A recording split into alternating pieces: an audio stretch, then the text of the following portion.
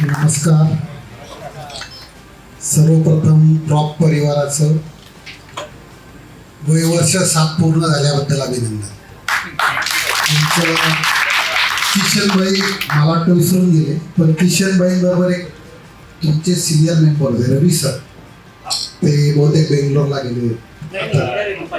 यशोधर राजू. म्हणजे 7 वर्षापूर्वीचा दिवस मला आठवतोय. माझ्या ऑफिसमध्येच भेटलो होतो आणि हे काय करणार आहे मला माहिती होतं 7 वर्षानंतर एवढं मोठं होणार आहे. कारण की आणि आजच्या ह्या कार्यक्रमाला विदाउट परमिशन कोणी अधिकार गाजवत असेल किंवा किती विश्वास पाहिजे एकमेकाचा. म्हणजे तुम्हाला हे सांगायचं कारण एकच सांगतो की आपला इतकी अटॅचमेंट पाहिजे, इतका विश्वास पाहिजे की कुठली तरी चांगली गोष्ट करतोय तर मी ती गोष्ट केली वा एवढं सांगायचं असतं.